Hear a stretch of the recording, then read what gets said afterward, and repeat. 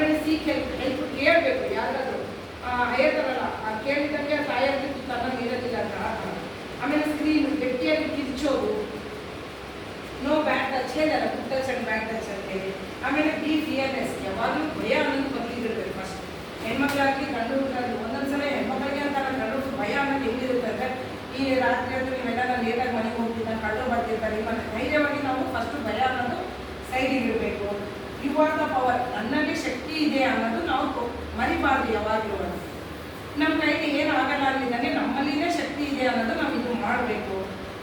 ಆಮೇಲೆ always resist, ನಮ್ಗೆ ಯಾರಾದರೂ ಏನಾರು ಮಾಡಿದಾಗಿನ ನಾವು ರೆಸಿಸ್ಟ್ ಅಂದಾಗಿನ ನಾವು ಅವ್ರಿಗೆ ವಿರೋಧಿಸಬೇಕು. ಶೇರ್ ಮಾಡಬೇಕು, ಇನ್ನೊಂದು ಶೇರ್ ಮಾಡಬೇಕು. ಫಸ್ಟ್ ಯಾರ ಹತ್ರ? ಪೇರೆಂಟ್ಸ್. ಮನೆಯಲ್ಲಿ ಪೇರೆಂಟ್ಸ್ ಹತ್ರ ಪ್ರತಿಯೊಂದು ಫಸ್ಟ್ ನಾವು ಶೇರ್ ಮಾಡಬೇಕು. ಇಲ್ಲ ಮನೆಯಲ್ಲಿ ಅರ್ಥ ಮಾಡ್ಕೊಳ್ಳೋಣ ಅಂದರೆ ಅಟ್ಲೀಸ್ಟ್ ಫ್ರೆಂಡ್ಸ್ ಹತ್ರ ಫಸ್ಟು ಮನೆಯ ಮೊದಲ ಪಾಠದ ಶಾಲೆ ಆದಾಗ ಮನೆಯಲ್ಲಿ ನಾವು ಶೇರ್ ಮಾಡಬೇಕು. ಅದಲ್ಲ ಅಂದ್ರೆಗಿನ ನಾವು ನಮ್ಮ ಫ್ರೆಂಡ್ಸ್ ಹತ್ರ ಶೇರ್ ಮಾಡಿ ಏನಾಗ್ತಾ ಇದೆ ಅನ್ನೋದು. ಲಾಸ್ಟಿಗೆ ಹೆಲ್ಪ್ಲೈನ್ ನಂಬರ್ ಇದೆ, ಹೌದಾ? ಈ ಹೆಲ್ಪ್ಲೈನ್ ನಂಬರ್ಗೆ any time you can call. ನೋಡಿರಿ, ಯಾರು ಇಂಟ್ರೆಸ್ಟ್ ಇದ್ದರೆ ವಾಲಂಟಿಯರ್ಸ್ ಆಗಲಿ ನೀವು ಇದು ಮಾಡಿಕೊಂಡು ನೀವು ಸಂಡೇ ಮಂತ್ಲಿ ಬಂದು ನಮ್ಮ ಒಂದೇ ಸಲ ಆಗುತ್ತೆ, ಎವ್ರಿ ಸಂಡೇ ಆಗಲ್ಲ ಅದನ್ನು ಓಕೆ. ಯಾರಾದರೂ